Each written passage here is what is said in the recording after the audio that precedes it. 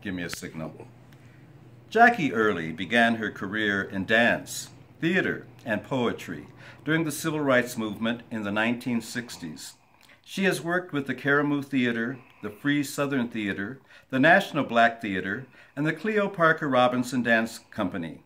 Earley has traveled to New York, Africa, Hawaii, Canada, California, Australia, the Rocky Mountains, and Florida. Her work has been published in numerous magazines and anthologies. Welcome, Jackie Earley. Thank you very much, Orville. That was very sweet. He knows more about my travels than I do. I cannot believe that I'm sitting next to such a celebrated person. You've done so much and you've been so many places. I hardly know where to start. One thing that we were talking about just a few minutes ago was something about the Caramoo. And you were connected with the Caramoo at one time, or you knew about it? That was my training grounds. I started my theater and dance training there and belonged to their touring dance company.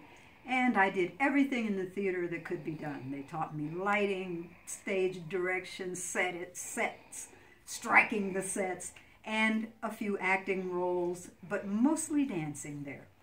And the Caramoo was in Cleveland, Ohio, Cleveland. And it's still there. And it's grown. It has a bank on the property, and it has its own photography studio. It still has both theaters, the Proscenium and the Theater in the Round, and it's a wonderful place.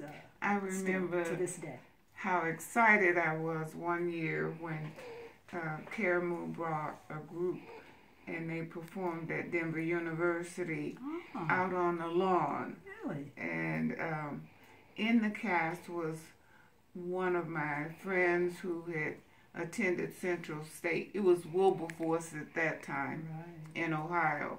And she was in the cast, and to see someone in the cast that I knew from out of state, it just was all very magical. But Caramoo is just one of many, and I would just like to know that you primarily right now are interested in writing. Well, I've always been writing. You've always been writing. I write on the moment.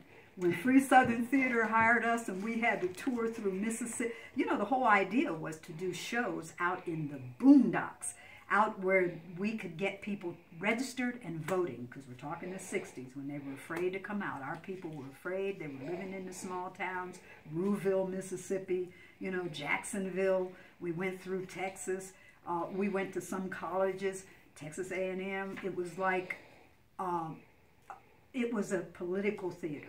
The purpose was gather people to supposedly be entertained so that the local politicals and police and whatnot wouldn't be after them. And then we would finish the theater like in this room and go to a back room to do the sign up, get them registered to vote, talk politics, find out what's going on in their area, let them tell us what they need, and then we would just work on getting them what they need. But our theater was the ruse, the way that the local sheriff establishment wouldn't come down hard on the people thinking they're organizing and getting, you know, militant. So they would ride by and go, oh, it's just those people doing shows, you know, and leave us alone. Where are you from originally? I am from another planet, but I arrived on this one in 1939 in Buffalo, New York. Okay. Buffalo, New York. Now that brings back memories for me.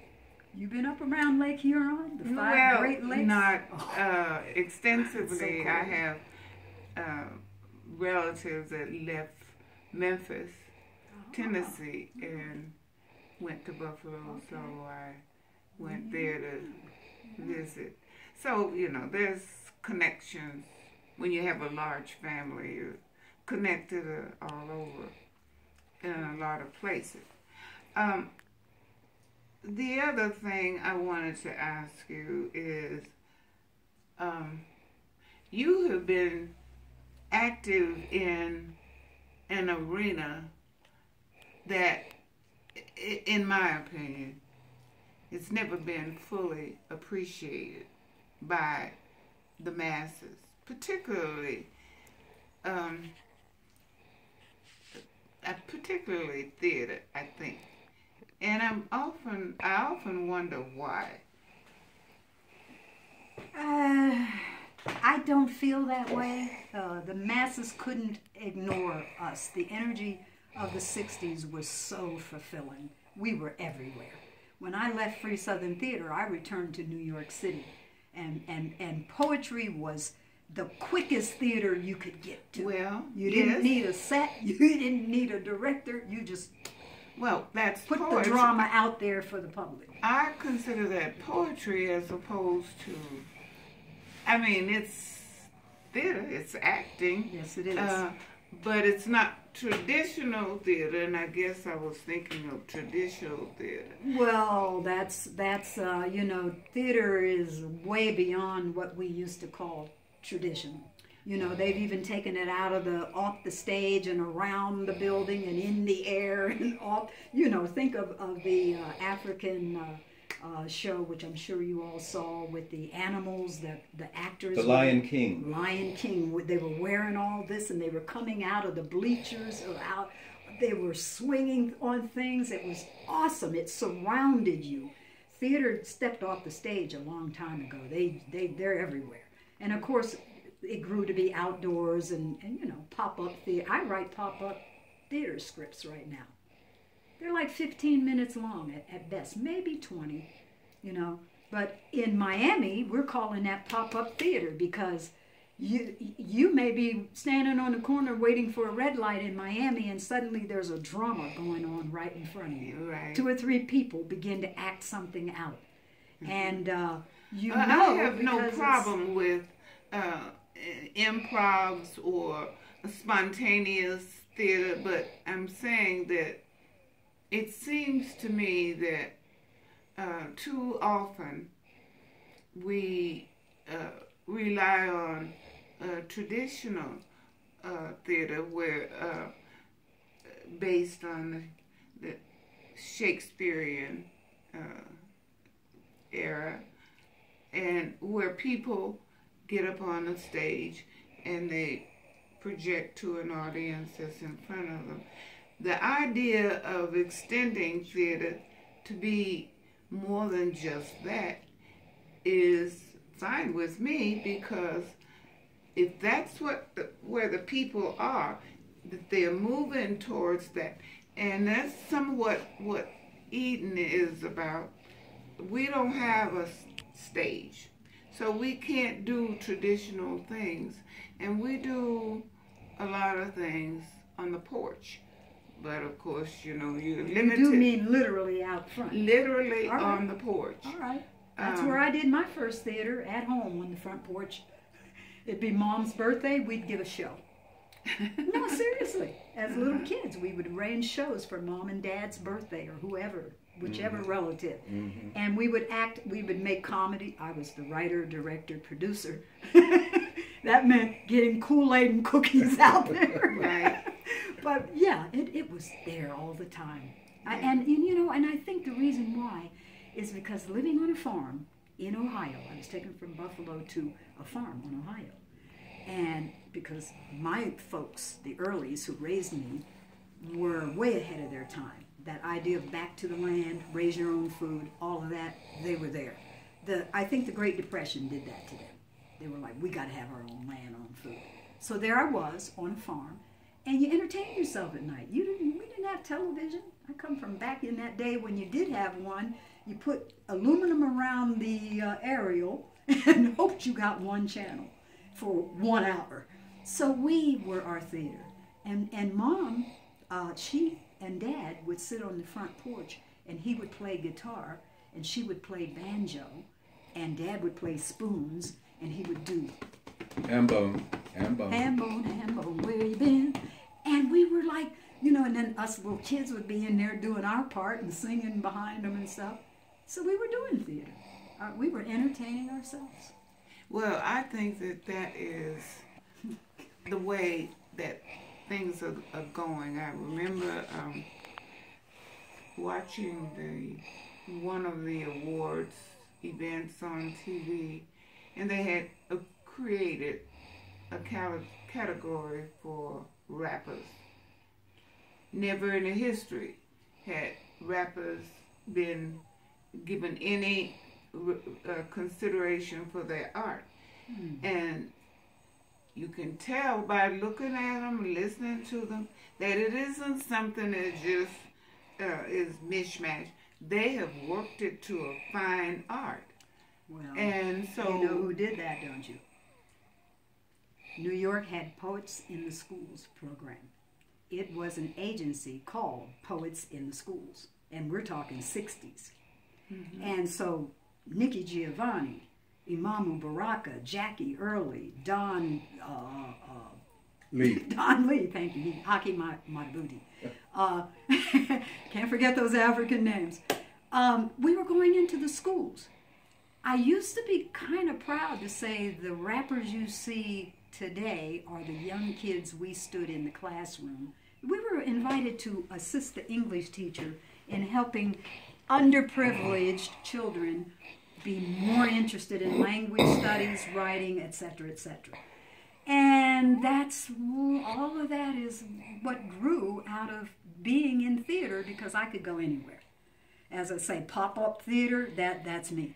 And so my thing was, even Imamu Baraka, who's a very educated poet, and so is Nikki Giovanni, they're really high-class writers. Jackie Earley was, from around the block, off the front porch. I was the self-created poet. A university didn't create me. So in the schools, as soon as I walked into a school one day, Nikki and I were escorted by the English teacher. She said, we put all the English classes in the gym. So we're going to take you to the gym. She walked us into the gym, and the door closed behind us, and she was gone. It was like, she got out of there. And we looked around. There were children laying on top of a piano. There were children laying on the floor. There were groups in little gangs in different spots, not talking to each other. And I immediately thought, I need to pull them all into this. So I gave them something to do. Rather than asking children to just sit and listen to you, I said, I want everybody to start clapping their hands. I want other people to do this, okay? Give me some rhythm. And then I started out, when you're walking, please look down. There may be someone on the ground. You say, and you keep on going. You just ignore this simple little poem. Oh, yeah. You say with your hands on your hips, one of us is sure on a different trip. Well, don't think I'll give that a whole lot of thought. The earth is moving and you ain't getting off. And it went on like that for 8, 9, 10 verses. But the kids were they were right there with me, and they began to walk toward me and stuff, and get into the rhythm of it and everything. Oh, and one day, Imamu asked me, why do you make all your poems rhyme? And I said, because I'm catching the children's attention. I'm giving them a rhythm and a rhyme. I'm getting their attention. If you go in too bookish, you don't get them. And I want you to know that I'm the most sampled poet in the universe. That one I did just now, oh yeah, you can pull out a 70s R&B song where they're using the lines, Oh yeah, they're using it. Recently, my poem that I wrote walking out a New York apartment that was shuttered, so I didn't see the weather, and I had on my black jalaba and, African clothing and sandals, and the windows were shuttered, so I stepped out the door. It was, say, October this time of year, and there was snow on the ground. And I jumped on the bus to go to a school, because Poets in the Schools kept us employed the entire 9-month school year. So I walked in with the one I had written that day, and the year was 1968. And I started in with Woke up this morning, I was feeling good. I was feeling good and black. I was thinking black thoughts, I was doing black things, and it goes on like that until it ends with, and Lord have mercy, stepped out my black door, and Lord have mercy,